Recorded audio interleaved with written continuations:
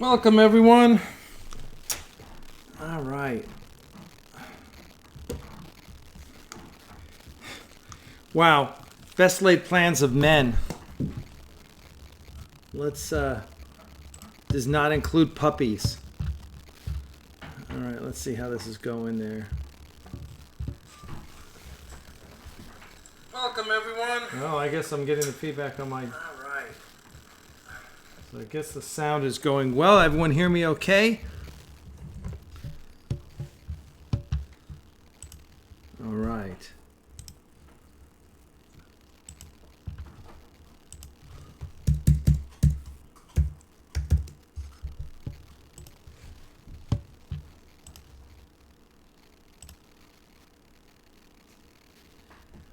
Oh, hope everyone's doing well. I'm going to I got to real quick clean up the puppy's mess. So hold on one sec, guys. Let me see what is going on here. Whoa.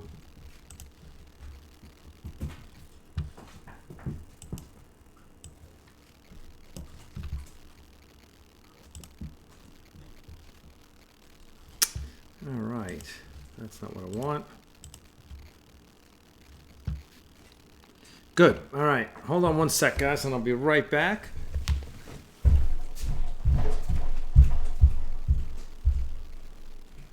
guys are a disaster. What did you guys do? Did you jump in this? I think my puppies jumped in their water bowl. Jesus.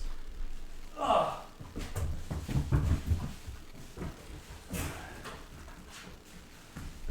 All right, guys. You're disasters. I know, I love you, but you're a disaster. Look at this. Oh my God, this is us. What did you do? Oh.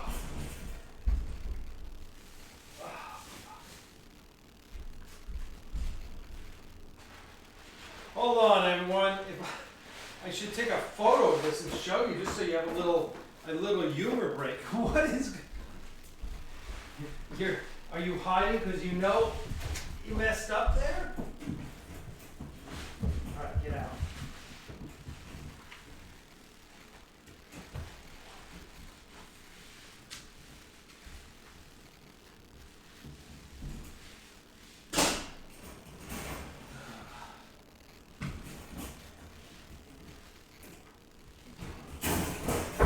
Oh. If you hear me scream, don't worry, I'm okay. We're just gonna take care of these puppies. Yes, you made a mess. You were disasters. You're three of the cutest disasters in the world. And you can't even hit. Oh my God.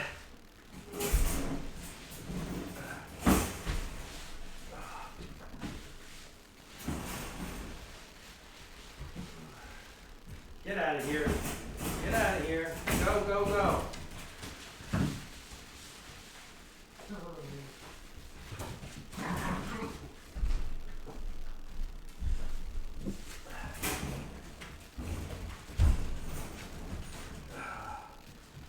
Okay. We'll deal with you guys later.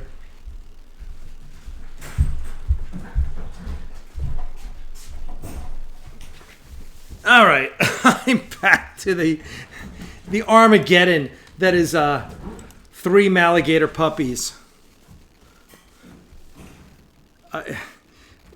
Brianna is on a date tonight. Or else, believe me, I would have, and Crystal just left for work. And, I haven't eaten yet. So it's like 8 minutes to 8. And I'm just on the edge of getting things done. And the puppies pull the plug on the computer. And then I spend like 2 minutes trying to find what did they unplug. Because there's a bundle of wires down here. And then I have to plug it back in. And oh my God.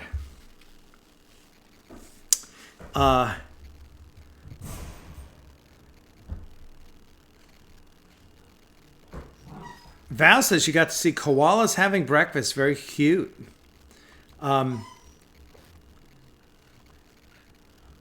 Yeah, these puppies are just the cutest disasters in the world. It's just crazy. Thank you all for joining me here tonight. I spent hours today reviewing Picard episode 2 and 3. Watched them again. I watched some videos of other people, what they thought. I watched the Ready Room. If you're not watching the Ready Room, you've got to watch the Ready Room. Even though I'm not a fan of Will Wheaton as a presence, you know, I guess he's got some, you know, he's like that Fanny kind of host, right? Whereas I kind of always, you know, well, listen, first of all, everyone is judged against Chris Hardwick now on Talking Dead, right? That is the premier show of its type. It was the first, it's the best. Hardwick's amazing. And so that show is kind of like, that's what I kind of judge these by. And the Ready Room, I'm just not, you know, I'm not feeling it. However, the content is great, right? And he interviews, like I just watched episode 3, the one where he interviews the actress who plays Rafi. And it's a great interview because she's compelling. All the behind-the-scenes photography where they shoot interviews on the set with Alex Kurtzman or Michael Chabon or Akiva Goldsman, those are all fantastically well done. And the most important thing is you watch that show because you really get an understanding of where they're coming from. Because listen, as you hopefully by now you know that I like Picard a lot. I really enjoy Picard. I can't wait to watch episode 4. It's been a home run for me, so far. Would you guys calm down? Oh my God! Hold on a second. All right. Hey.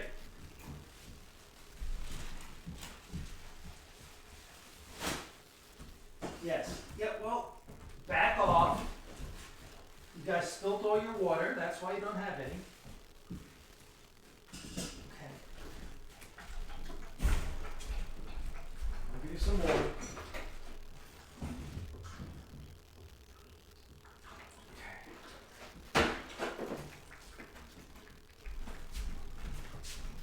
Where's my favorite there? Okay. We're going to shut down some lights here. So you guys maybe go to sleep. Take a cue. You want to get on camera? Huh? Okay. So here's the Master of Disaster. Right? Let me give you... Here's Artemis, who's huge now. You can see she's huge. I think she weighed 13 pounds. 13 pounds? Is that what you weighed, sweetie? She's built to be a canine because she's very aggressive. Hey. All right. She's a sweetie. The softest coat of fur. And then here's Vader. You guys, some of you know Vader. What? Okay, that's Vader. You guys go play elsewhere, not around me. And our sweetheart, Sable, is sleeping. The little black one, she's sleeping. So there you go. So that's what's happening. Thank you for all the likes so far. I see we have many of our regulars here. Hey, let me put in a plug. I want you to, and I don't see Trey here yet, but let me put in a plug for Axanar Comics. If you guys, I'm assuming most of you are already subscribed. I hope some of you will consider belonging to Trey's Patreon campaign. That would be really nice. Our Patreon campaign as well. Aries Studios on Patreon. If you have a chance, go check it out. And oh my God. I wish they've been at it all day. Ken Jackson says Hardwick is a well-proven host. He's been doing it since the mid-'90s. Oh, what has he done before this? I'm curious. Before Talking Dead. But yeah, Hardwick is great. I love the Talking Dead. I love that show. It's well produced. It's got great stuff. And here, a couple things. I don't like the set that the Ready Room is done on. I don't like the look of it. I think it's cheap. It just has very little production value to it. I think Will Wheaton is probably, I mean, I get it why they've got him doing it, but it's so poorly scripted is my concern about it. Whereas if you had someone, meanwhile, I'm listening to the Picard podcast that Deadline does. Deadline's the big entertainment news website, right? And so I've listened to the first 3 episodes of the Picard podcast. You should all listen to the Picard podcast. It's really awesome. Good girl, Sable. Sable's peeing on the mat. Good girl. All right. What? Yeah? Come here, sweetie. All right, let me just come here. Not you, Artemis. I already picked you up. Now I'm going to pick up my girl. This is Sable. What? Yeah, say hi to the audience. Hi. And all right. And then Artemis like wants to jump up and all right. She's a beautiful dog. Beautiful. We're trying to get her adopted locally so we can stay in touch with her. So anyway, there you go.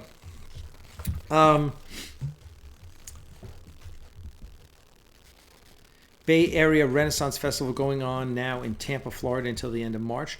I'm trying to think if that's the one I went to at one point. I went with Damaris and the kids back in 2015. Hello, Lauren. Do I know Lauren? Hello. Sable is precious, Craig. Yeah, Sable's awesome. So anyway, we got 41 of you here. I want to say hello to everyone. There's Axanar Comics. There's Trey. Trey, I was pushing your Patreon campaign. Make sure you post it here in the comments. So we're going to talk a little bit about Picard. I hope you guys have watched Picard. It's worth it. It's worth paying the few dollars a month to be able to have access to Discovery, all the short treks. I started watching them, and Picard. By now you should know me. You know that I love Picard. I think it's great. I was not a fan of Discovery season 1. Season 2 was better.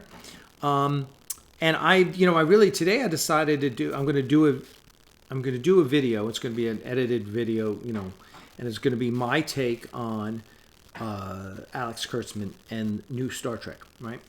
And it's going to be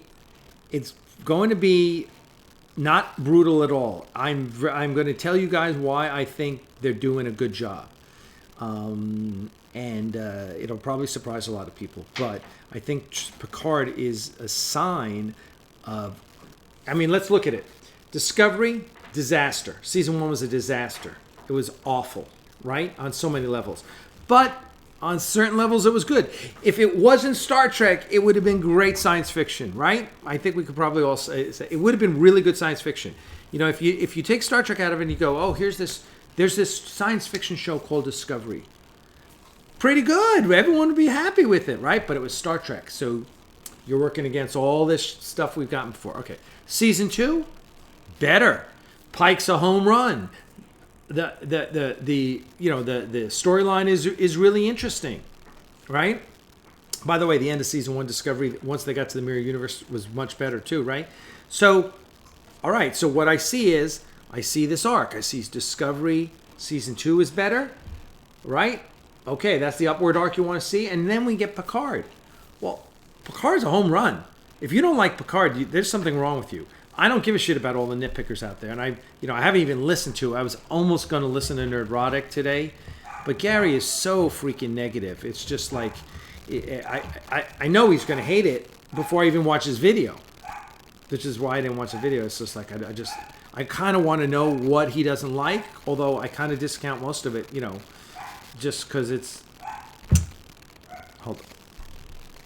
just because it's coming. He's already decided he hates it before he even watches it. So why? So your review is tainted. That whole group: Doomcock, Gary, the crazy redheaded nut job. I can't stand them. Because the negativity is so rampant. I, on the other hand, am pretty positive. I'm pretty positive about Star Trek, and I love Picard. So there you go. Okay. I'm going to read a few comments, and we're going to get right into talking about episode 2. Here.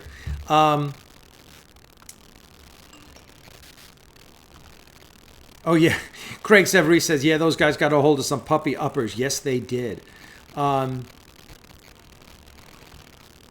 Jack Ben says, Hardwick cut his teeth on MTV, Singled Out, and quite a few other shows. Okay, that's interesting. I didn't know that. Star Trek has to do a Captain Pike series. Agreed. That's from Chris Cuttress. Jerry MCS. The Picard Star Trek Discovery. I can't understand what you're saying. Herb Blumman, Disco mishandled Star Trek canon so badly it did get better in season 2.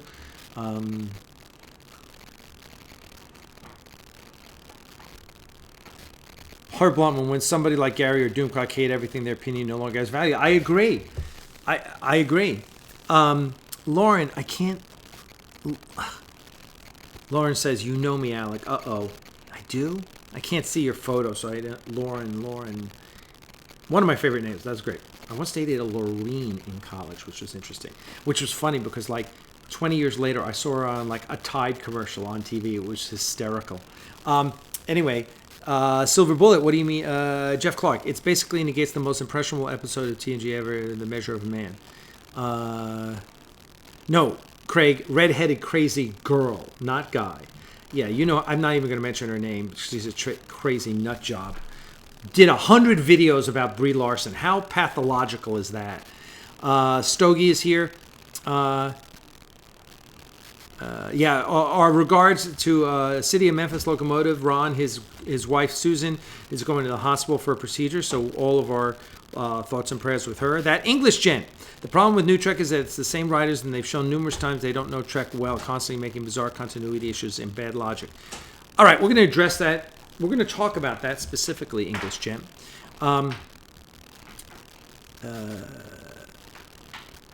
Yeah, if we could just...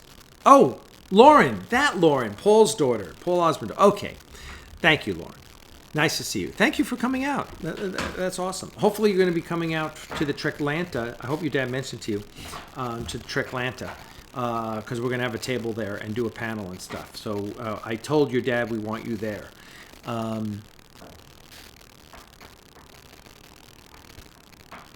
All right, so that's the comments. All right, so I'm going to, let me close this computer here. I don't need that one. And the puppies are starting to settle down. So give me a second here before we start my review. Just give me a second. I'm going to be right back. All right, guys, how are we doing here? Okay. Okay. Yeah, you good? Okay, Artemis, you're doing well. Yeah, it's puppy duty here, guys. Okay. Puppy duty. All right, yeah. Oh, we're crashing. I see some crashing puppies. This is good. This is good news.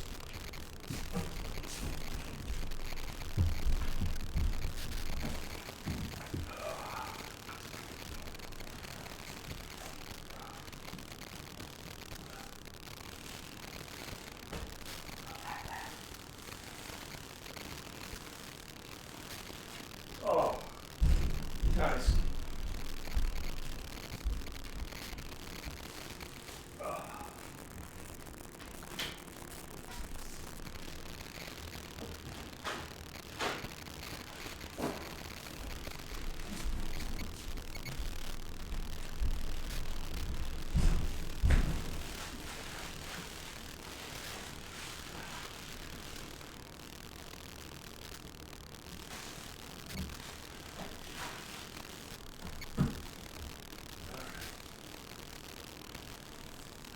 Cleaning up a second the puppies, the disaster that is the puppy's pen.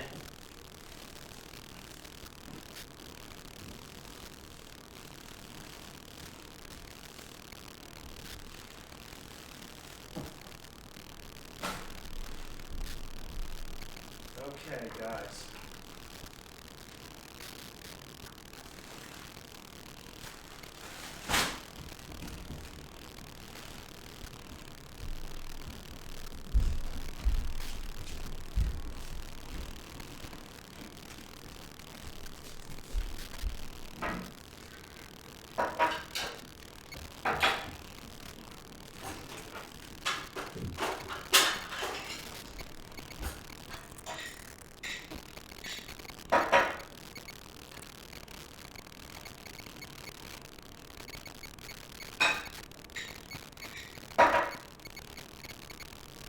I'll be right back, everyone. Just...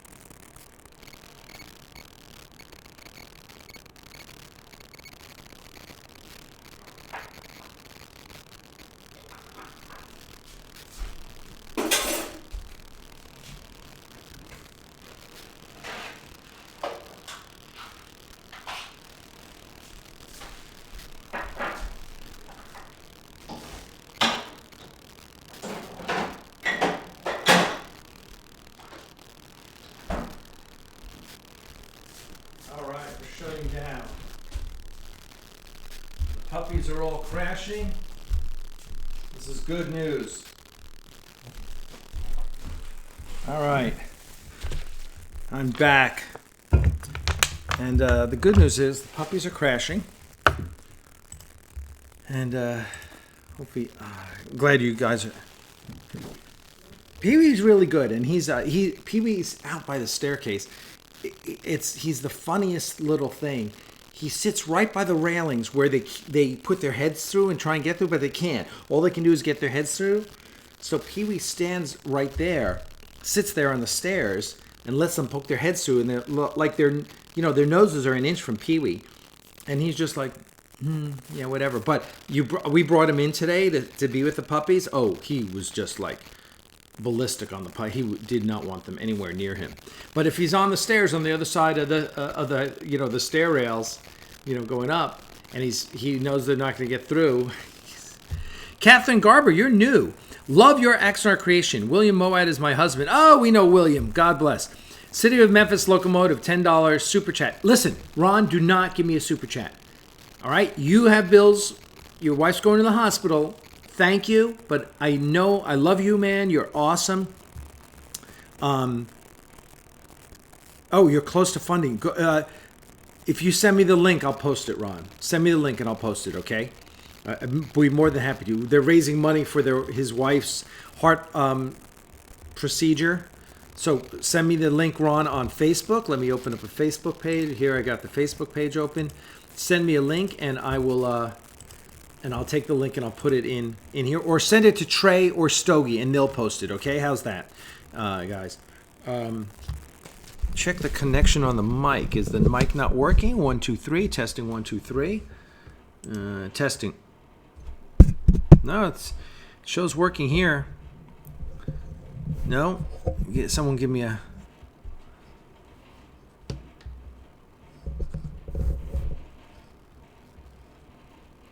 Yeah, I guess you guys can hear me okay.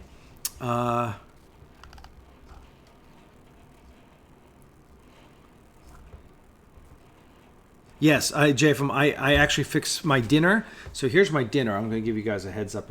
Here's my dinner, right? And you go, peanut butter and jelly. Well, peanut butter, sugar-free jelly. Smucker's makes great peanut butter, by the way. Smucker's natural peanut butter, Smucker's sugar-free jelly, and keto bread.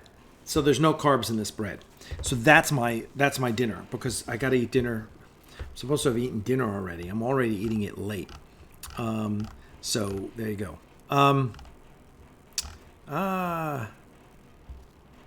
Yeah, and Herb Bluntman's right. It's a crying shame that people have to crowdfund necessary health care in this country. Listen, we all should have health care. There should be national health care. Okay, we are the only country in the world that has a for-profit healthcare system. We do not have the best healthcare system in the world, as people say. Yes, if you're rich, you get the best healthcare in the world. Everyone else, no. All right, we have every other industrialized country in the world has a national health care program, and they all do very, very well, thank you. It's all right. A certain percentage, there's a certain part of the political spectrum that wants to tell you how bad national health care is. Bullshit. Fuck you all. National health care is critical, and every industrialized country in the world has a national health care program. Some are better than others, all right? All we want is a single payer system so that everyone gets health care, same medical system and everything, but just the insurance. We don't change health care, we change insurance. It shouldn't be private, it should be public. Okay, that's my soapbox. Thank you very much. Let's move on to Picard. All right, so let's talk about Picard. I'm going to go through. I got some things to go through, and we're going to talk about it. So, Picard episode 1, we've talked about already. I did that review. You can see it. It's online. Yes, Jerry MCS. I know in Canada you have great healthcare because I have lots of Canadian friends, and they all swear by it. Picard episode 1. You can see it. It's up already. That's my review. We're into episode 2, and where's episode 2 start? Episode 2 starts on Mars. So if you haven't seen Children of Mars, the Star Trek short trek, it's worth watching. Check it out. Well, Jeff Clark, you're the only Canadian. Are you Canadian? Because all my Canadian friends swear by their healthcare system.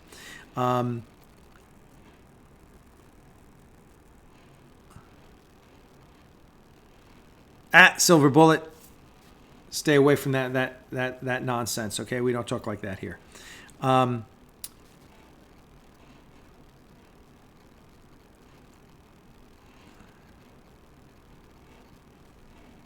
Yeah, some of you, I know Stogie has state healthcare. Okay, let's get back to Picard. Let's talk Picard. So, Picard starts, and I'm going to start here's some interesting stuff. First of all, one of the first things we see on Mars is a shuttlecraft, right? This is an image that John Eves did. Okay. Oh, where did the other photos go? We're on Mars, right? We're in with these workers who have to work on first contact. It's first contact day. I love, by the way, look at this. I love this. This is the okay, here's this shuttlecraft again. This shuttlecraft, okay, this is now you're seeing the Argo. This is the Argo from Nemesis. This is the shuttlecraft from Picard.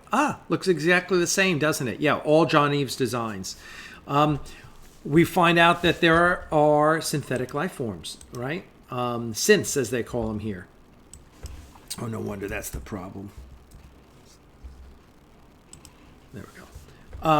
These are A500 synths. And the synths are... we got to wonder. They look like Data. So maybe they use B4, because we know B4 is in a drawer at the Daystrom Institute. But we're introduced to the synths. They're all in these red uniforms. They look like Data. They have yellow eyes, right? Okay, this is all interesting.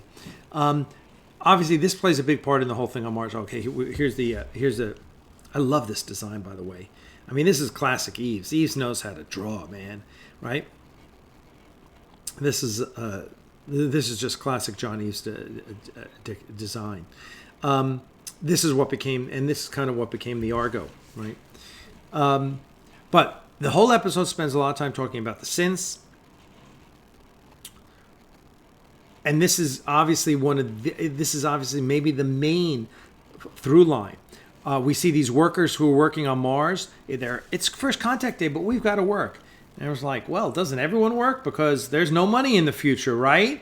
So someone's got to work on the holiday, and aren't we just doing it because we love working? I don't know. That Roddenberry utopian nonsense about there being no money in the future is constantly fails. Obviously, someone's working for something. So we see the workers. Here is one of the VFX images of Utopia Planitia, that whatever this facility is that they're working at on Mars, right? It's gorgeous. And I got all the CG, all the Mars stuff is amazing. They do all the city stuff that they're doing. They've got top-notch people doing it, and I love it, right? I just really give them kudos to how good Picard really looks, right? All the VFX stuff looks amazing. Another image. This is the Argo image that I showed you before. Okay, so as we're on Mars and we see the workers, now what happens? Oh, well, here we go.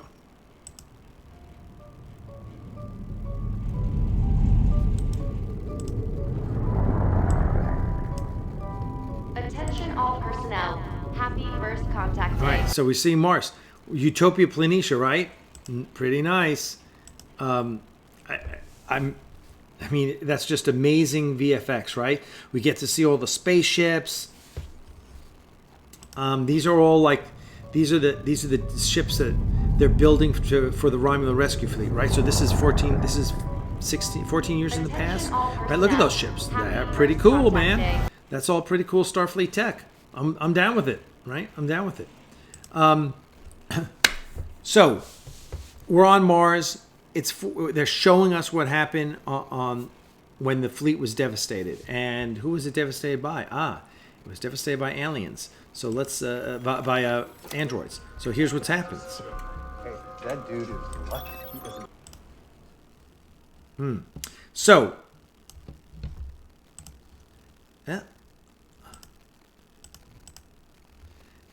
So it's the androids who, as we can see, they're getting some programming is going through their head, and they're being reprogrammed. And they're being reprogrammed to take, I mean, they become killing machines, right? So, first of all, what happened to the 3 laws of robotics, right? That, you know, that's like should be hardwired into every synthetic being. The 3 laws of robotics, Asimov's 3 laws. 1, no robot shall harm a human being, right? That is like law number 1. You don't harm a human being, right? Your self-preservation only cannot conflict with law number 1. Law number 1 is prime. You do not harm but I guess all you gotta do is write different code and they can. I'm just not by that. The ease at which these synths were reprogrammed really bothers me. Okay, I'll be honest with you. I just, you know, it's like in the writer's room, we're like, oh, here's what'll happen. We'll make the synths bad, and so if you've watched this episode, you know what happens. They go rogue. They kill. This one synth, F8, F8, kills everyone in the room, and then kills himself. Right? And what they do, one of the things they do, and this is, oh no, that's not it. Here we go. Is they take the global, and you can see, look at all the satellites in orbit, right?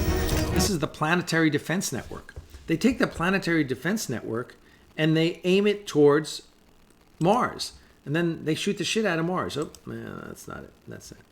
And Mars is still burning to this day, as Admiral Clancy later says, or the, not Admiral Clancy, the interviewer in episode 1 says, right? Okay, so that's what happens. So basically the synths go rogue, 90,000 human beings are killed, the fleet is devastated, synths are outlawed, and the Romulans, you know, millions of Romulans died. Now, let's also, okay, so you have enough time to build a fleet of starships, an evacuation fleet, but you don't have enough time to get everyone off your planet? What about the Romulan fleet? They should have been shuttling people off, right? There's so many starships in the galaxy as it is. We had to build a fleet to evacuate people? I mean, think about that. If we had to evacuate Europe, let's say Germany had to be evacuated, are we going to build planes to go evacuate Germany? No, we're just going to take what we got and go to Germany and make like lots and lots of trips, like a reverse Berlin airlift. So this whole thing that we had to build a fleet, here's the deal. You make story points because you needed to move the story forward, but they don't necessarily make a lot of sense. You had to build a fleet to evacuate people. So I don't know, one of those ships we saw there, you know, so let's look at one of those ships. So they look like they've got a cargo pod underneath them, right? They've got cargo pods there. I assume that's where the people are going to be evacuated in, right? Okay, all right. So I don't know, how many does each of those hold? 10,000 people? I mean, a starship can hold, what did the Galaxy class hold? A couple thousand people? So maybe one of those can hold 10,000 people, and maybe those are like meant to be, those pods become living quarters? I don't know. 10,000 people. Okay. How long did it take to build that starship? And you're telling me you can't send a Galaxy class minimal crew, goes, beams everyone up, warps out, drops them off at a planet, warps back, boom, boom, boom, boom, boom. That's the way you evacuate a planet, not you build a fleet. That's just ridiculous, right? So I got a problem with that. All right. Even if I give you that the sense can be reprogrammed, I'm like, really? That sounds like a lot of work. Anyway, all right, so there we are. And then planetary events net. Okay. So let's go some more images now. All right, so now we cut to, all right, let me make sure my slideshow is properly set here. It is not, so let me,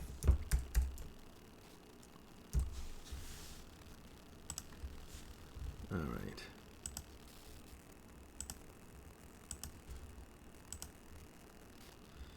All right, so I got to restart this. Hold on.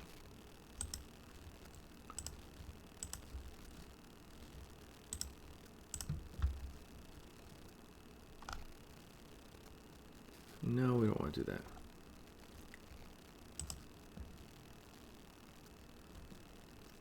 All right. So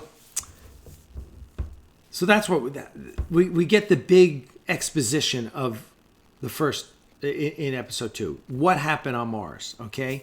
And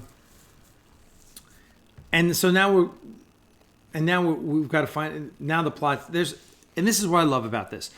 Some people have complained that it's serial. It's not, it's not episodic. It's serialized, and that's one of the problems with Star Trek. I just read Podcast just did a video about old Trek versus new Trek, and that's the big problem. The problem is it's serialized, not episodic. So there's not something new happening every episode. I got news for you. That's the way TV is now. Get over it, folks. Right? As much as I love the podcast guys, that was one video I was like, this video is just, no. I mean, that's like, I don't know why we needed a whole video to talk about that. That's just, it's kind of, I don't know, kind of worthless. Anyway, so, all right, so let's go back. We get back to Picard on the farm, right? So, obviously we know in episode 1, Daj was killed. Right. So now Picard wants to find out what's going on, right? Here he is, and here's, I think his name's Maurice, which is one of Picard's old crew members, I guess his doctor, from the Stargazer. And he comes because Picard wants to be cleared to go up in space, right? And the doc's like, we got a problem. And, of course, if you remember All Good Things, the last episode, in the future, Picard develops aromatic syndrome, which eventually kills him. And this is the beginning of it, right? They don't tell you it's aromatic syndrome, but they tell you he's got a problem in his parietal lobe. And this is going to keep him from, Starfleet's not going to clear him to go into space. So here's Chateau Picard. Look, beautiful. It's gorgeous. Somewhere in Santa Barbara. Got to find out where this place is. This is Picard's home. Excuse me. Oh. And we're going into, let's see, now we're back and we're following Picard again, right? And because obviously the show is Picard, it's all about Picard. He's the center of the show, right? And they've really, what they've done is we see a very different Picard. And this is part of the thing people don't like. Anyway, they find out what's going on. Now, Picard has these two Romulans that are, as we find out, his two Romulan friends are former Tal Shiar, right? And I guess the big thing was, let's see.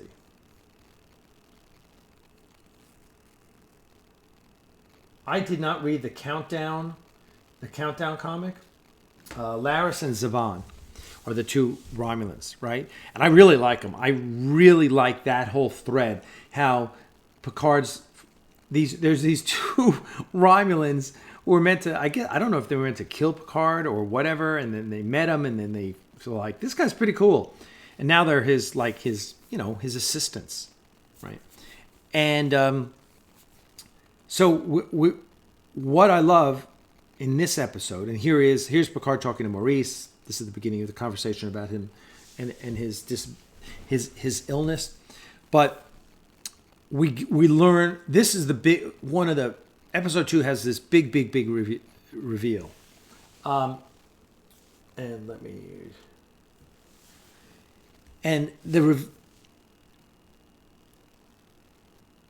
They're reviewing the image. As a matter of fact, let me put the image.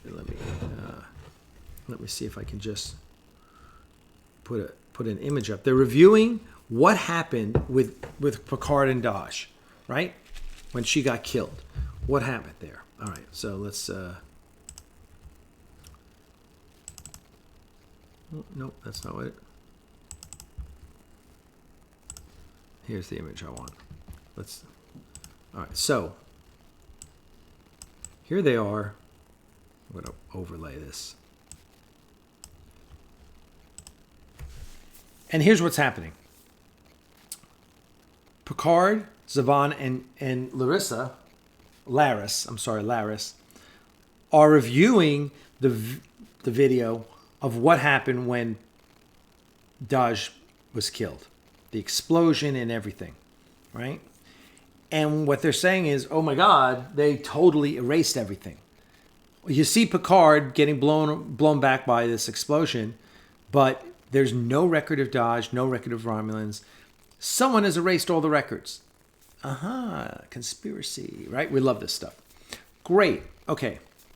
So what we learn after this is, there's this, and then let me change this image to. So what happens is Laris and Picard go to Daj's apartment. Now, Laris and Zhaban, Picard's assistants, are former Tal Shiar. And what we find out is that, she says, you call the Tal Shiar the Romulan secret police. Well, in Romulus, everything's secret. So it's kind of redundant. They're the police. They're not the secret police. It ain't a secret. They're the Tal Shiar. They're the police, right? She's like, but there's a cabal behind the Tal Shiar, and it's mythical, and no one's confirmed it, and it's just legend, right? And that's which is really kind of cool. And they're saying it's called the Zhat Vash, Zhatvash, Zhat Vash, right? And basically, what they are is they are the ancient progenitor to the Tal Shiar. And what you learn is that Romulans eschew artificial intelligence, androids, anything like that. I mean, they even say that their computers can only do numerical calculations. They don't want any artificial intelligence. And that the Zhat Vash literally loathe artificial intelligence. So what they're kind of setting up is that, so the Zhat Vash reprogram the androids to destroy the Romulan rescue fleet. Now, okay, that makes no sense, but I guess the Romulans, the Zhat Vash felt, I guess there was a faction of the Romulans that felt the Federation wasn't going to rescue them. They were going to attack them. Does that make any sense? I don't know. It doesn't make any sense to me. It's like, your son's about to go supernova. Why is your enemy going to attack you? You're screwed anyway, right? So I don't quite buy it. All right, let's. Yes, Oscar Castillo says they erase everything except the footage of the explosions. Sloppy work. Well, we know that Picard gets blown away blown back.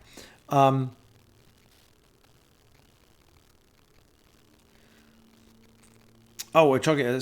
Paul says the accent thing isn't a big deal. I've met plenty of people who pick up an accent based on where they live and how they learn the language. Exactly, right? Exactly. Look, aliens always speak with most of the aliens all seem to have English accents. Whatever. I can easily forgive that.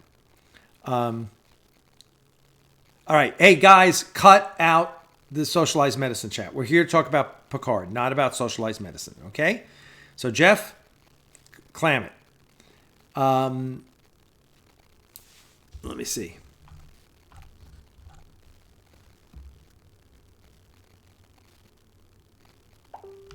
Yeah, and see, I'm sorry, I agree with Paul. I'm totally cool. Who knows? Laris could have spent, her first couple years on Earth in Ireland, and that's how she picked everything up. We don't know otherwise. I'm totally cool with that.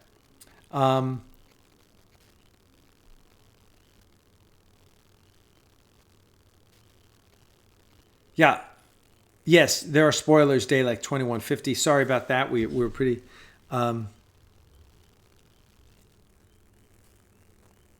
okay. Also...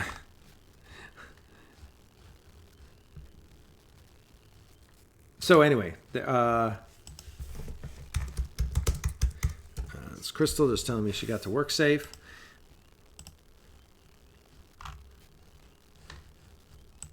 All right, so here, what they're doing is reconstructing what happened in Dodge's apartment, right? And we get into this tech. There's this Romulan tech that supposedly can regenerate things. You know, it's like digital forensics based on I don't know what. It was kind of cool, all right?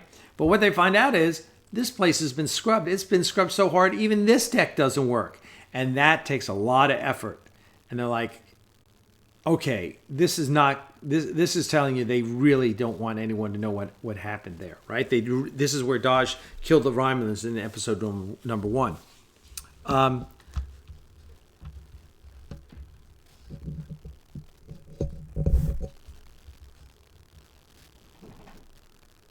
Yeah. Paul says, first time you go to Mexico and hit a Chinese restaurant and hear all the Asian folks speaking perfect Spanish with a Mexican accent, it all goes out the window. I think you're right.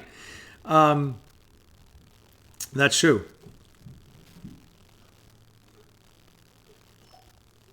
Jafram says, I guess the Romulan super secret police might have been ticked off that Data destroyed the scimitar. They might have wanted that ship for themselves. I don't know. Maybe that's a good thing. All right, so let's go on. Let me see what else we got here. All right, we're gonna.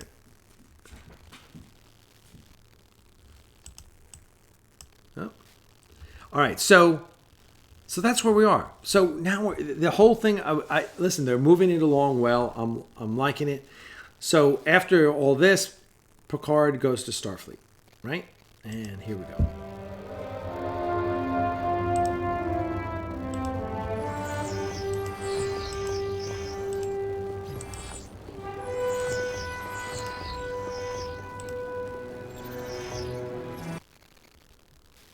Okay. Here's what I like. It's like transporters are like ubiquitous now. It's like you just walk out of one. All right, that's cool. I got it. And now here's Starfleet headquarters. Well, this is Orange County Convention Center, right? All right. But we kind of know Starfleet headquarters, what Starfleet headquarters looks like. Oh, let me get this.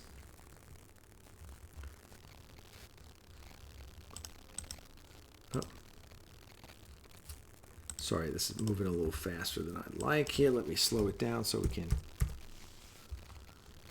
All right. So we see the Enterprise D. What is?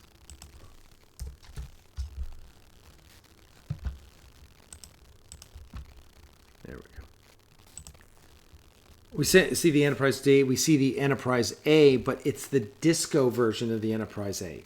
So, okay, so we either accept the retcon or we go, okay, so this is happening in the alternate timeline, which is Discovery, the Discovery timeline, right? Because the Discovery timeline is not the TOS timeline. We know it. Those are two different things. Right? They can't be the same thing. Here's Admiral Clancy. Picard goes to Admiral Clancy. He wants a ship. He wants crew. He wants to go out and start searching for Bruce Maddox. Bruce Maddox, the cyberneticist in Measure of a Man who wanted to take Data apart and build more of them.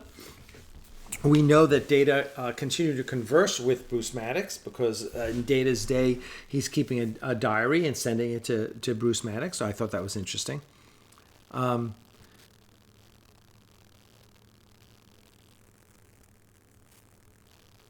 Yeah, and here it is. Here's the Enterprise A, the disco version of the Enterprise. Okay. So I'm making my pitch that disco is an alternate timeline, right? This is just a different timeline, and it can just be adjacent to the prime timeline, and maybe this is the prime timeline, and that's the other one's the original timeline, right? Okay, I'm down with that. That's fine, but I don't know. The Starfleet headquarters set that we see in Voyager and Deep Space Nine, that's badass, right? That's Tillman Water Treatment Plant in L.A. Yeah, and I guess in this timeline you're allowed to curse a lot, right? People still curse in this timeline because they didn't curse in the other timeline.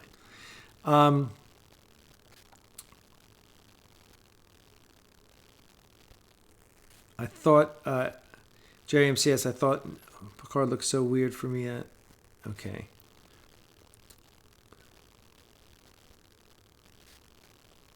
Yeah, Disco Prize is there to reinforce the fact that Discovery timeline is the same as Picard's. That's true. Okay, and then we have this is on the Romulan. This is on the Borg cube. So now we see that there's a Borg cube and it's being mined by Romulans and a multiracial crew.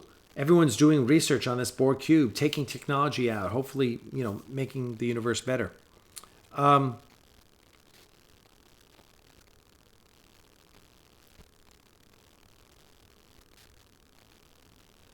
All right, and then Picard goes to see his old friend Raffi, who was his first officer previously. And you'll see this in episode 3. We'll talk about it. And she's living out at Vasquez Rocks. Oh, by the way, why do we need a taxi if we have transporters? And do you really need to? Is the transporters now portal to portal? Because I thought you could beam anywhere you wanted. So can't Picard just beam up from? I don't know. That's what I think. But all right, you got a taxi. That's fine.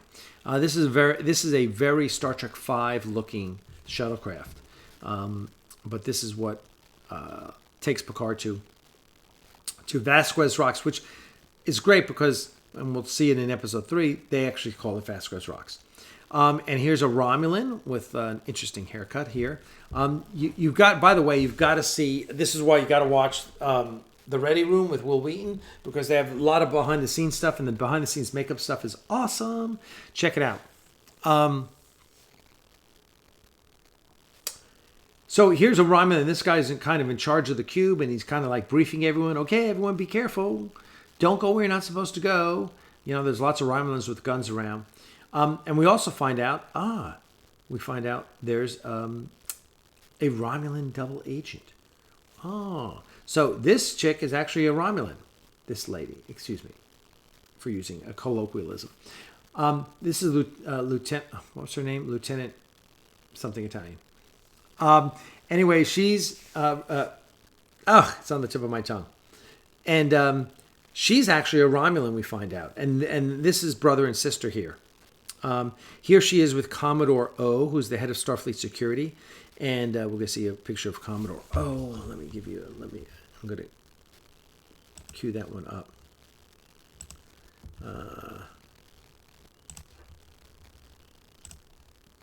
Let me give you...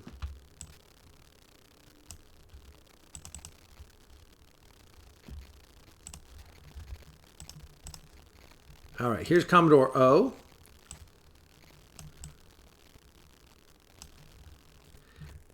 All right. Whoops.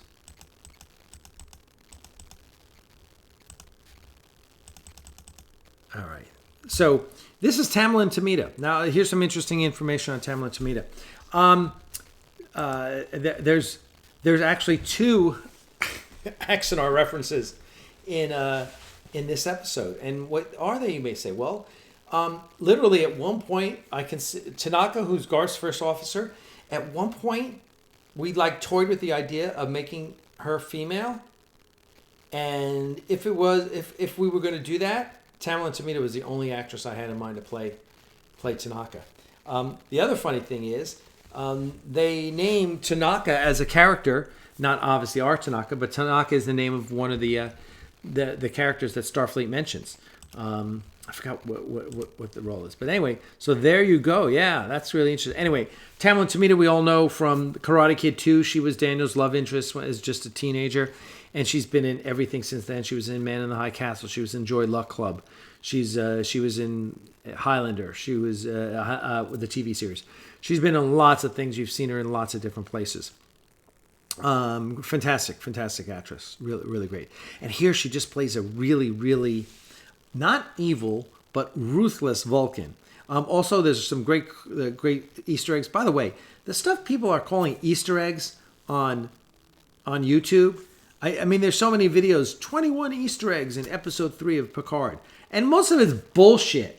It's not Easter eggs, that's canon, right? Now, an Easter egg is the Kashara that is on at Commodore O's desk. That's an Easter egg, right? An Easter egg isn't, oh, they referred to the Borg cube. That's not an Easter egg. That's canon. An Easter egg is something you don't notice, right? And I see this in all these videos. It's such a pain in the ass. They're like, 21 Easter eggs. No, those aren't Easter eggs. They're like, oh, Bruce Maddox, that's an Easter egg. No, it's part of canon. It's part of the story. That's not an Easter egg, right? You know, it just, I don't know. It's kind of like, I mean, even to the point where the Captain Picard Day sign in episode 1, that's not an Easter egg.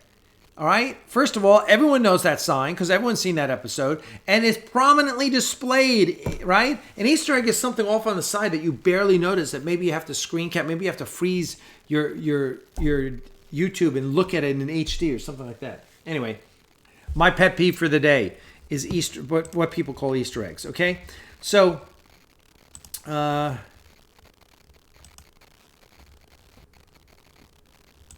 okay. Let me take a... Okay, so there we go. So here's Commodore O, and... let's see where we are. Okay, we're back to Starfleet headquarters. Let me put in... now, Commodore O... So, where we go. Commodore O talks to Admiral Clancy. Right? Here we are at Admiral Clancy. And it's interesting that she's like on a video. And it's like, wow, why isn't she a hologram? Why isn't she standing in front of you as a hologram? But anyway, interesting composition here. I was listening to the podcast, the Picard podcast, and they had the director. It's a female director who did the first 3 episodes. They had her do 3 episodes together. Picard, she's awesome. I love this director, and she's given us a lot of visual eye candy, which I love. So yeah, and here's one of them. So this is Commodore talking to Clancy, and Clancy's like, Picard came to see me, and it's sad. And you know, Commodore was like, oh, what do you want? You know, what do you want? Even though she knows it all because they got the office bugged, right? She doesn't say that, but it's implied. And so Commodore, you know, is being informed that Picard's looking for Bruce Maddox. Okay, so okay, that's interesting. Is that what's happening? Okay, well, what happens then is then.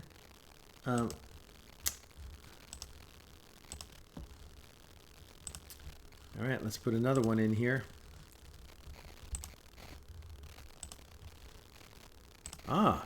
So here's now Commodore O. It seems to me that Commodore O knows she's a Romulan, right? That seems to be the case here. The Commodore O knows she's a Romulan, and that this lieutenant was the one that handled badly the.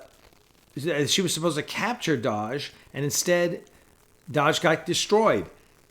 Commodore O's not happy about that. They wanted her, right? They wanted her to study her. So now they're going after the other one. And they know where the sister is, right? The twin is. So, okay. It's cool. Cool. Here we... Oh, one of the puppies has hiccups. Isn't that kind of cute? So Oh. Let's remove that. And then we see her back on the Borg cube with her brother, the Romulan, and the brother is sleeping with the alien, with the android sister, Daj's sister, Daj's twin, right? Who's a doctor of some sort, and this is the way they're going to get at her, is by, he's going to sleep with her and gain her trust. Okay, 23rd century, sleeping with an android is kind of cool, I guess. Because she's human, right? She's human technology. However that works. I don't know. But anyway, there we go. All right, so that's it. And that's kind of where we end episode 2. Kind of curious. Rizzo, there you go. Thank you, Donnie Pearson. Lieutenant Rizzo is the name. All right, let's see what you guys are saying. Hey, let me have a little dinner. This is a dinner break before we get to episode 3, huh? So let's see what you guys are saying. Uh-huh. Mm-hmm.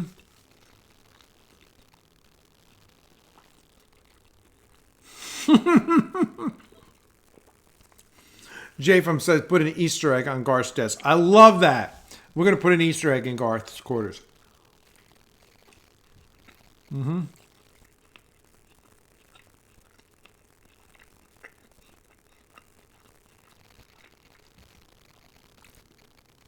Okay, by the way, this keto bread is pretty good. I toasted it.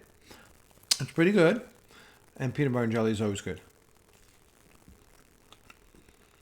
Mm-hmm.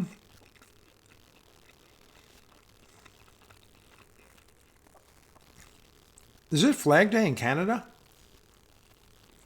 Mm-hmm. Huh.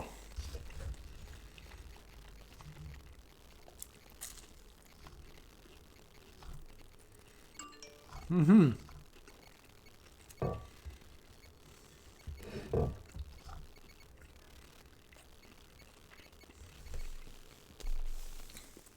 Yes. Tamlin Tomita was Commander Laurel Takashima in the pilot episode of Babylon 5. Uh-huh.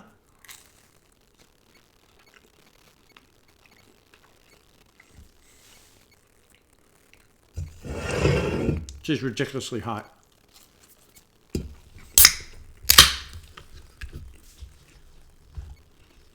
Mm.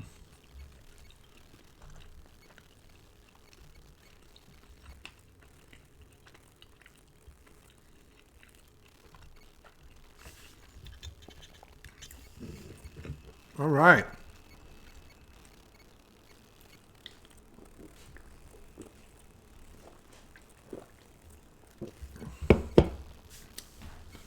All right, no questions. So let's move on. Shall we? Move on to episode 3. Episode 3.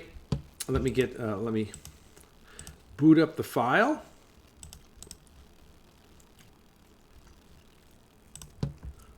All right. Let me just add this image file here.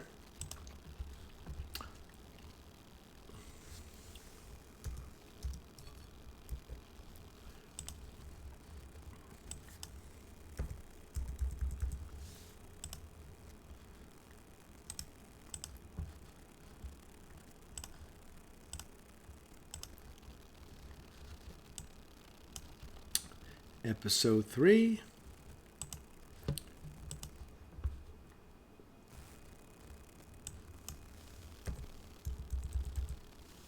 Okay. First of all, episode 3. Everyone notice space dock? Mm-hmm. There's a big-ass space dock. Maybe that space dock was always in Mars orbit. Maybe they moved it. But this is the space dock from Star Trek 3. Mm-hmm. You reused in Star Trek 4. You reused in Star Trek 4. And I think in Star Trek 5. And many other times. Using Next Gen. Okay. So, this looks like it's a little out of order, isn't it? Mm-hmm.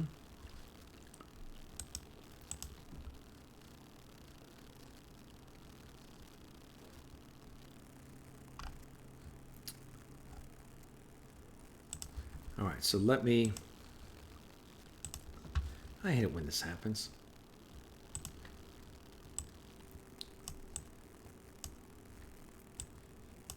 Whoops. There we go. There's our friend Uborg. So we introduced... Yep, so we get to meet Uborg in this episode. U is back. Played by Jonathan Derrico, is it? Diarco? All right, let's add another image.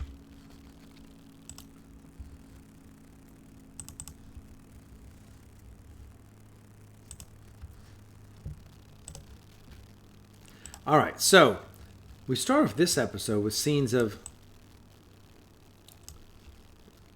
Let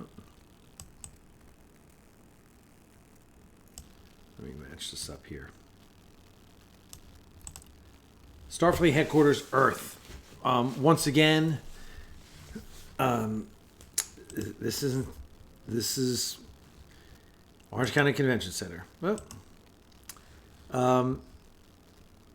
okay. It's for me. It's just jarring that we don't get to hang out in the Japanese gardens, right? Which I always liked. But all right, I'll go with you here. And we get a great scene. This is 14 years ago, right? So this is right after the synths attack Mars. Fleet's destroyed. We find out Jean-Luc goes to Starfleet Command and says, "Hey, here's what we're going to do." They have a plan. Him and Rafi here have a plan. We're going to take auxiliary ships and this and that from these these fleet yards and blah blah blah. And we'll call up people and Starfleet says, "Nah, we don't think so. We think we're going to let all the Rhinelands die." And Picard says, "You either do my plan or I'm tendering my resignation," and they accept his resignation. So that leaves Rafi in a tailspin. She's really disappointed, and it's obvious these two have a very important relationship, and she's kind of bummed. So okay, all right, let's go to right. All right, so now all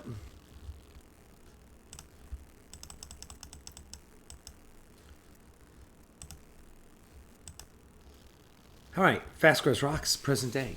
All right, so we have seen Vasquez Rocks over and over and over in Star Trek, right? We've seen it, starting with the battle with the Gorn in Arena.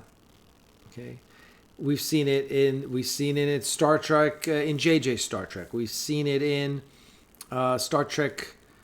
Is it Star Trek 4?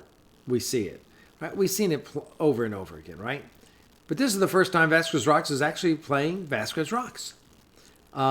Which, if you've been out there, it looks exactly the way you see it, and it has this big open area.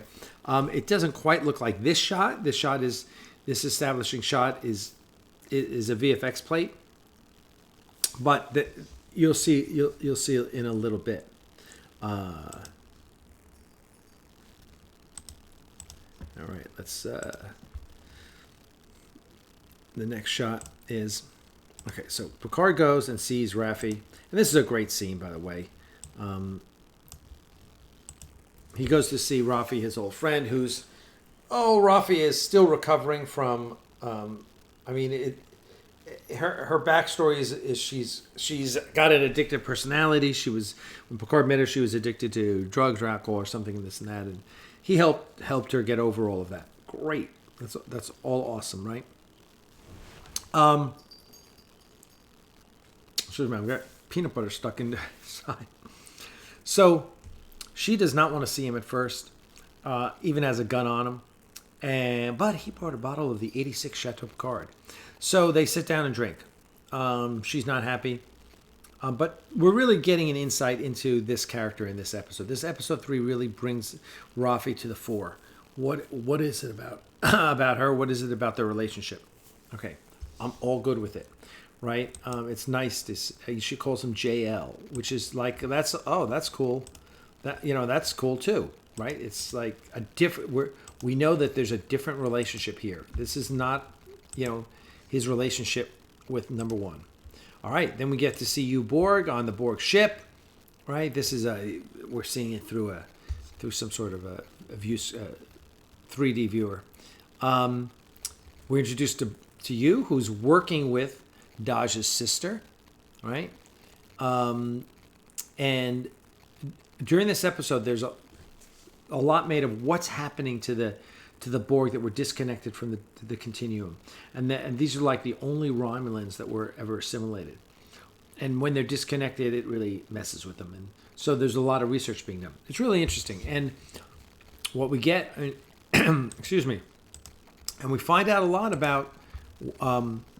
We find out our first warnings that people know that there's something up. Okay, once again, we got Commodore. Now Commodore O is visiting, Agnes. And Agnes is, of course, the foremost cyberneticist on the planet. But Commodore O is coming by and goes, oh, Picard, Captain Picard came to see, or Jean-Luc Picard came to see you. What did he want? And, all right, a lot of people are talking about this scene with the sunglasses, which is an homage to a scene in a movie. And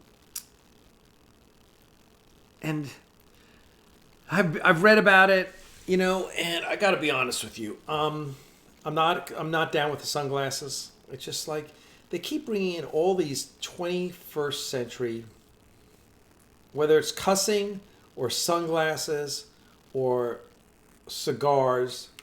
They keep wanting to bring in all this 21st century stuff to somehow, and all it does is take you out of the fact that it's Star Trek. All it does is bring attention to the fact that she's wearing sunglasses. She's Vulcan. Why does she need sunglasses? They have inner eyelids, right? We remember from, which episode is it with the flying parasites? Anyway, Spock has an inner eyelid. Vulcans develop it over, it was an evolutionary change on their planet because their sun is so harsh. They don't need sunglasses.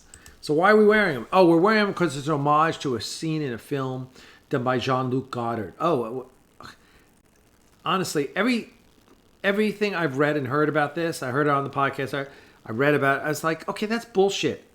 I'm sorry, guys. The TV show isn't here for you to insert your little homages to things that have nothing to do with Star Trek. So I'm really annoyed by this, but it's a little nitpick. Overall, I love this show. So, but this is a nitpick. Okay, so, and after this,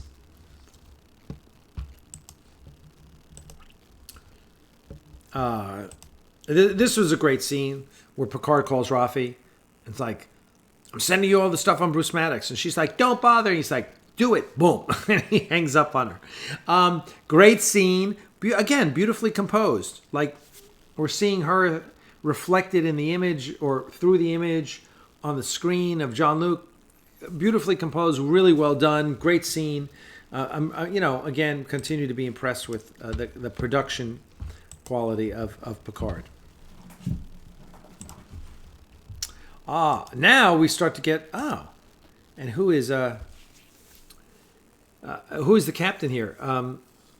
So we are, hold on one sec, as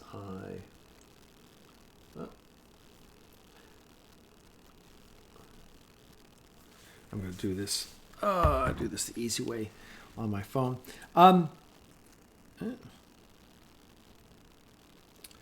see. Stogie wanted something. I don't know what he wanted.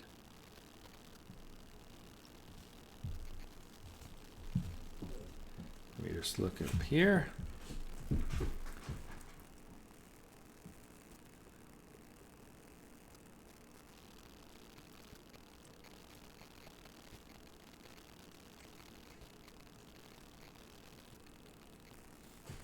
All right.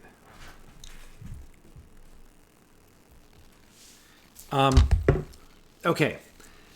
So now we get on the ship. This is the ship of Captain Rios here.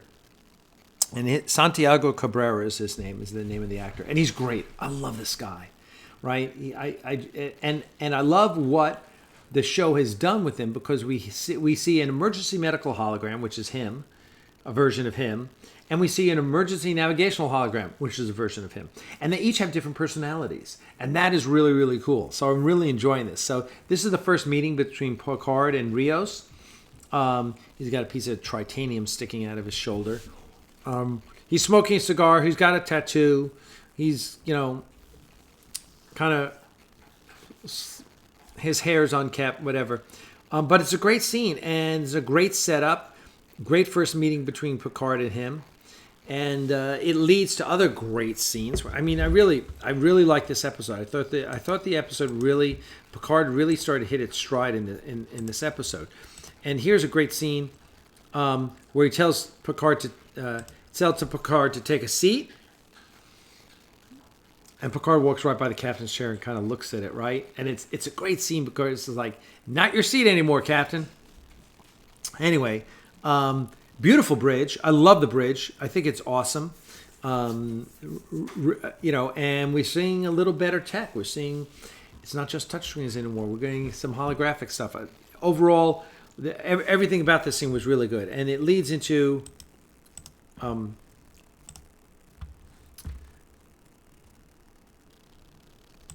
another scene. And by the way, to all our viewers, because I see we got new people here joining in. Got 64 viewers. That is great. Thank you very much. Please, everyone go and maybe where did Trey take off? I don't see Trey here. It looks like Trey took off. Please go to our Axanar Live channel, because all of our live streams that happen, like we may do a live stream tomorrow, that are not Axanar Confidential, happen over on Axanar Live channel. So just search Axanar Live. The icon is the blue Axanar crew patch. Okay? But please sign up over there. And also, if you're not a member of our Patreon campaign, we have a Patreon campaign that supports the studio. Go to Patreon, search Aries Studios. Go to ariesstudios.net. Ariesstudios.net is where we have the Aries Studio store. You want cool Axanar swag. Raymond Moore says, good evening, Alec, the Star Trek Appreciation Society. Thank you.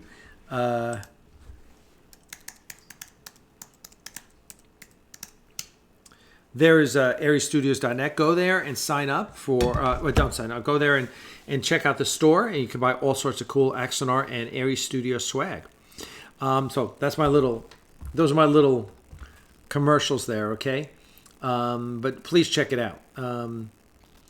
We got T-shirts and patches. The patches are the big cool thing. Autographs, you name it. So, all right. So then we get, this is a great image of Rafi on the computer again. Now the computers are all holographic. It's all Minority Report style, which I love. I think it's great. And Rafi's work. Here she is working the computer. This is where she finds something interesting. She's like, all right. So let's see what else we got.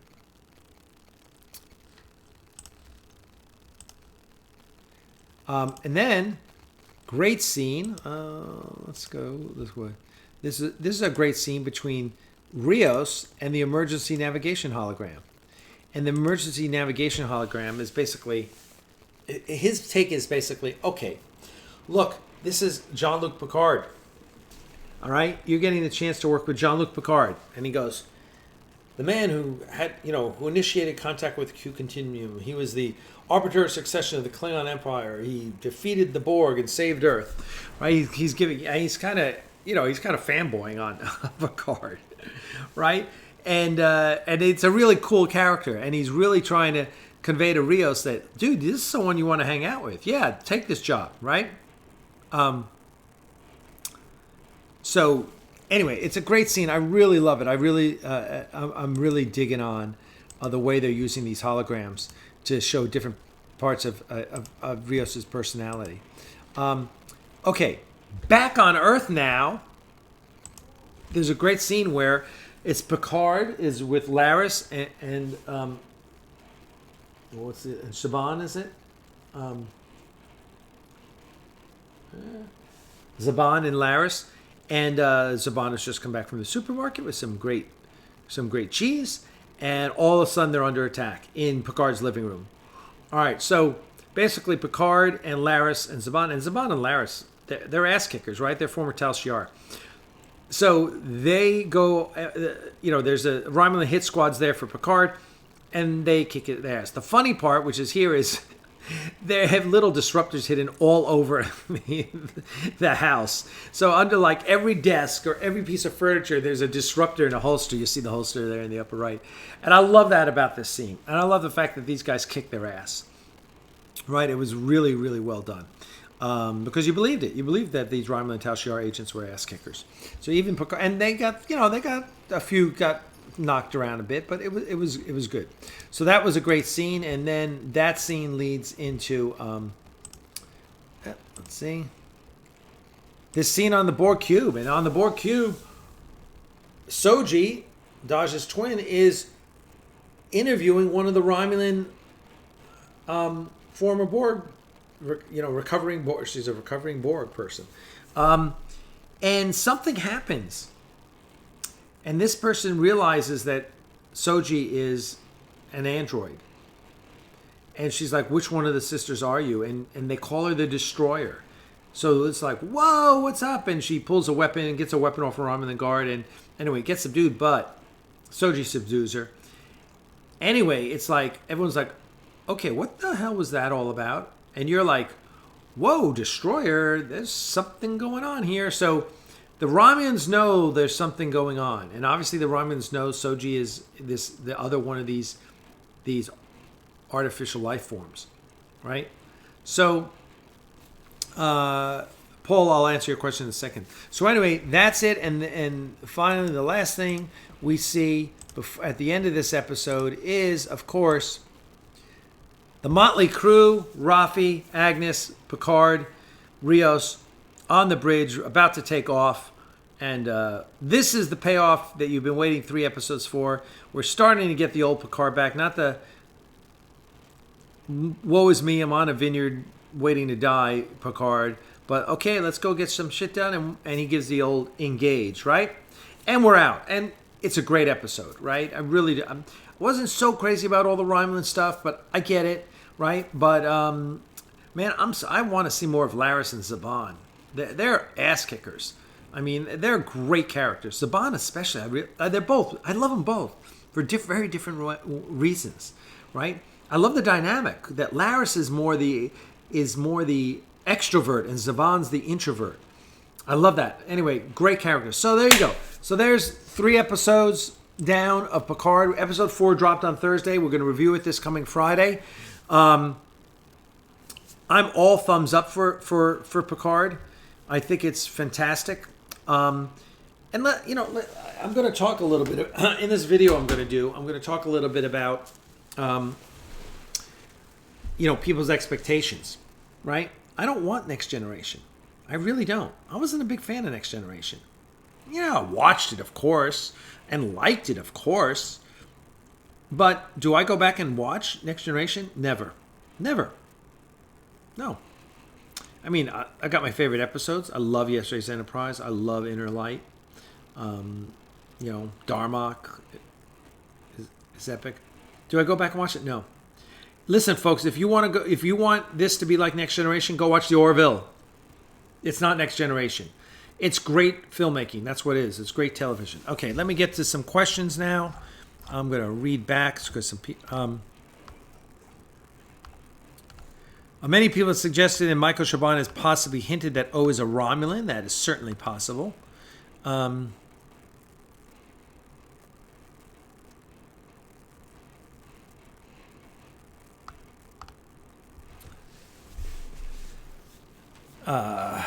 right.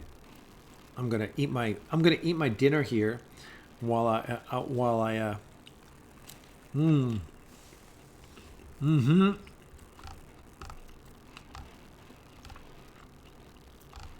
All right, let's see. Javen says, I got my Garth and Khan poster, took it out of the tube, put it right back in. Have to find a frame for it. It needs to be protected. Well, thank you. I know, it's a great poster, isn't it?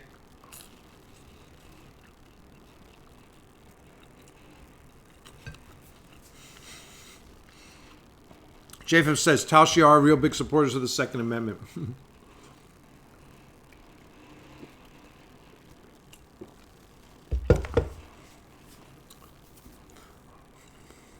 Oh, yeah. Yeah, and then at one point, Agnes comes in and shoots the disruptor and is like, well, maybe it was on stun. Romulan phasers don't have a stun setting. Disruptors, Romulan disruptors.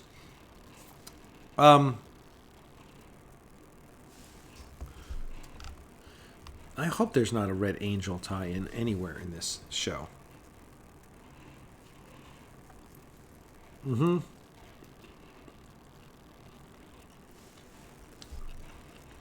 Stephen Ross says, I love how in the future of Star Trek, gun safety hasn't improved since our time.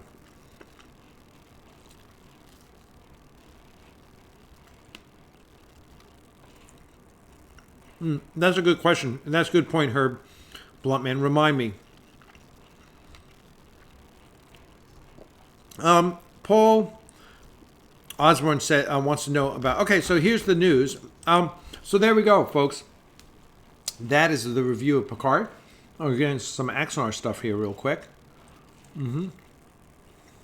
So,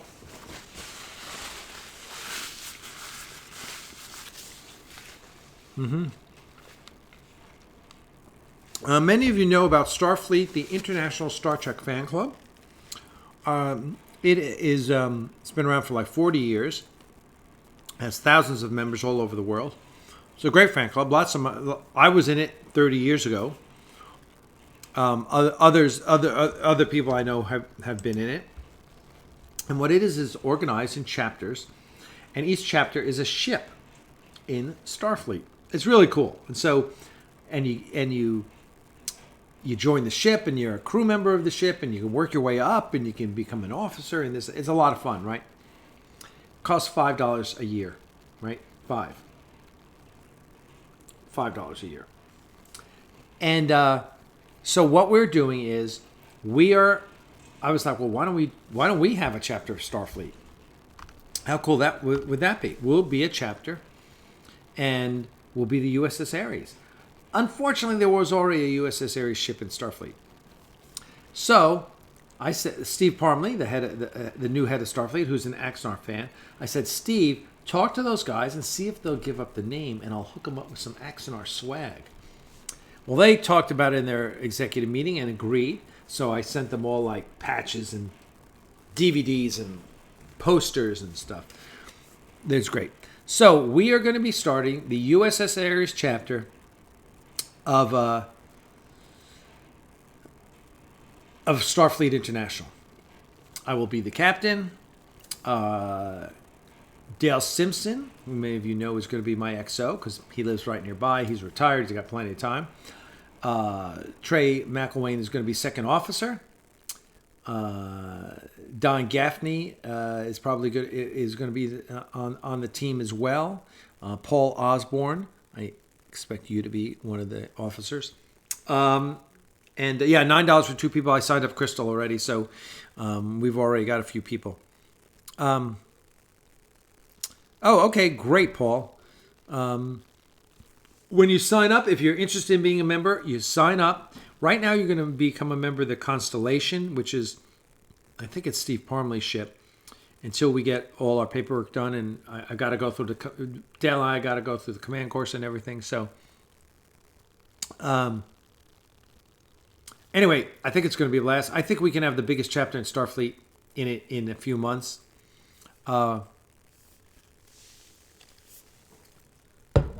So there you go. Oh, there you go. Raymond Moore was in it 20 years ago. Very cool. Yeah, Honor Harrington Fan Club is organized the same way. Yep, exactly.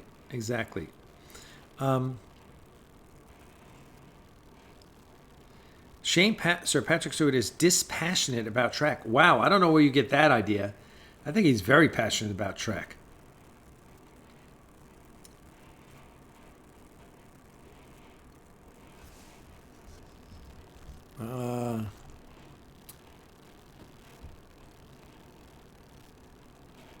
Yeah, and they also that was another great thing about the episode. They capture one of the Romulans, and he's got forehead ridges. And at one point, she goes, Northerners. So pointing out that there's different types of Romulans. Some have forehead ridges, and they're from northern provinces. That's really cool. Okay, Paul, we'll get you. That's all right, Paul. We'll make sure you're part of the ship.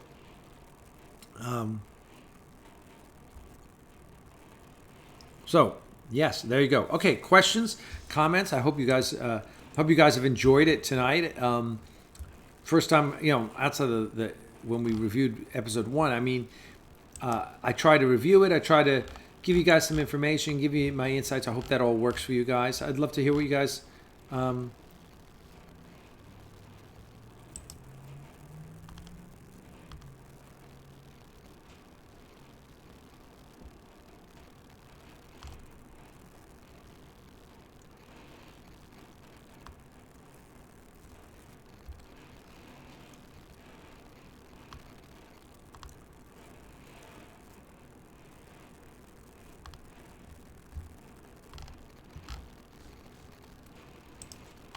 Oh, that's great.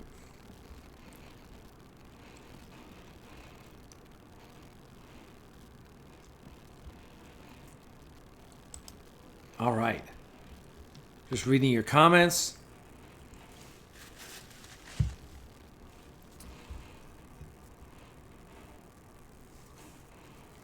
Mm-hmm.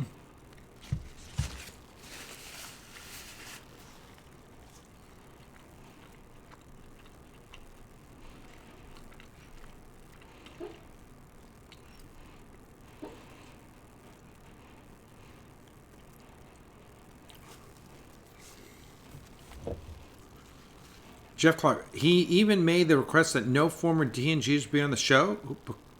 Patrick Stewart, that is not accurate.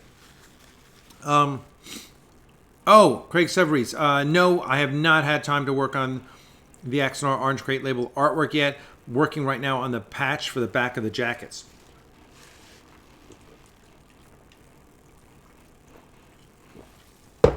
So, there you go. Yeah. What else do you guys want to talk about? So Picard might be Magnificent Seven space. Not really. No, I don't see that.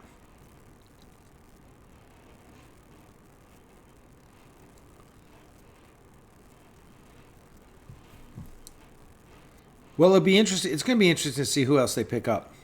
Right? Is 709 going to be part of the crew? Or just a guest star? Donnie Pearson, well, it's dinner time for me. Thank you, Alec, for another great show this evening. See you and everyone else. Thank you very much, Donnie. I appreciate it.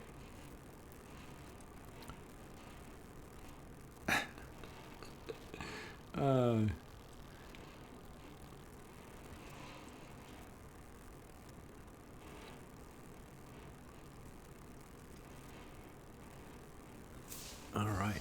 I'm curious how many of you have CBS All Access. I mean, I just cannot imagine that it's going to last that much longer as a standalone, right?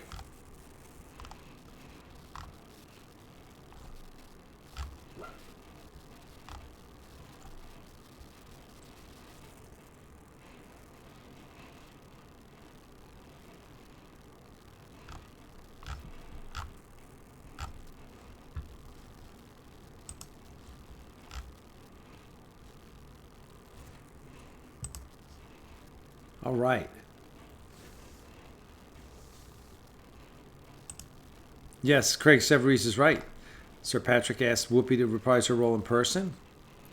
Yeah, and I'll tell you why that, it's nonsense that Patrick Stewart didn't want any of the original cast on, is because they're all great friends, and Jonathan Frakes,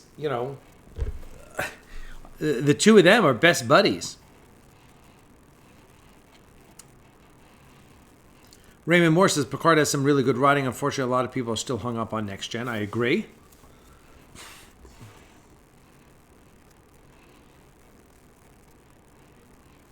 Dick Danger Space Ranger says, hey, throw me in there somewhere. What can we do about a forum that doesn't involve typing?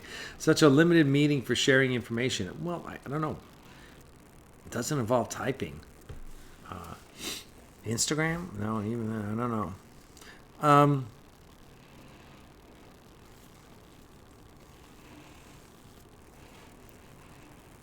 Silver Bullet says Star Trek Online has a great new mission with the Calbian 709 and Michael Burnham.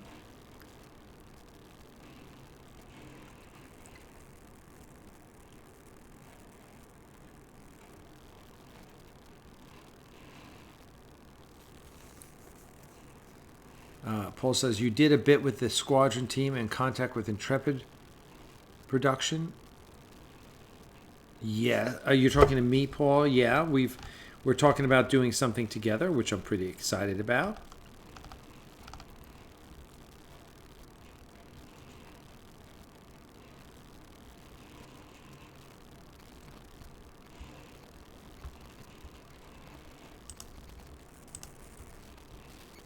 Okay, and listen. Okay, let me just.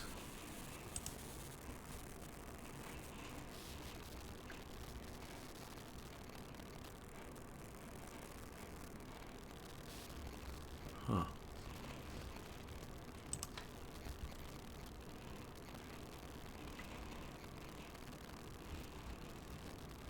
Let me see. I was going to. What was it? Oh.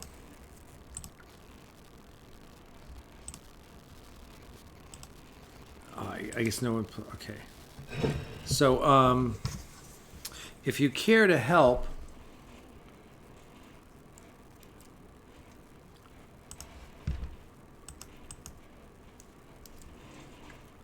this is oh,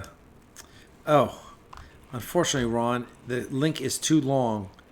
I can't enter it here. But if you guys go to GoFundMe and search for Ron Belts, he's got a fundraiser and he's trying to raise $725. Ron Belts is City of Chattanooga Locomotive. His wife needs surgery. They need $725. He's raised $600 so far, which is wonderful, which is awesome. Congratulations.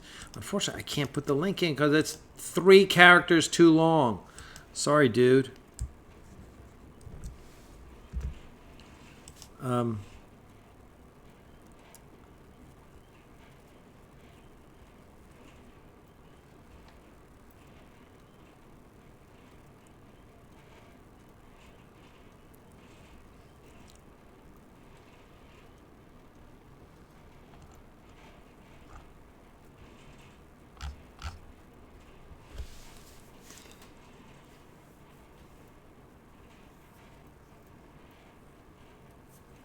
All right. Well, listen, I don't want to keep going just reading your comments. Thanks, everyone, for coming out tonight. That was a lot of fun. I am going to relax. The puppies are all asleep. They've slept through this cast, which has been great. Been really excited about that because the beginning of this cast was a nightmare. So thank you all. I appreciate you all coming out. Thinking of doing a stream tomorrow during the day. We'll see how the work goes, but I got work to do here. Got shipping to do. We sold a bunch of stuff, and would love to chat with you all some more. So give me a call. Follow Axanar Live, the Axanar Live. Oh yeah, and I didn't give you guys the. So let me. Oh, you can just right here on our YouTube page. If you're watching on our YouTube page, right? On the right hand side of the YouTube page, you'll see the link for the Axanar Live channel. We got 557 subscribers. I gotta give out some hats too. I promised to give out some hats. So please go there, subscribe to the Axanar Live channel so you can follow. This is the only live stream we do here on the Axanar channel. All the other live streams are done on the Axanar Live channel.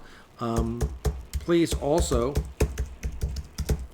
go to Aries Studios and go to the Aries Studios store and buy something because that supports the studio. Okay, you don't have to donate; you get to buy.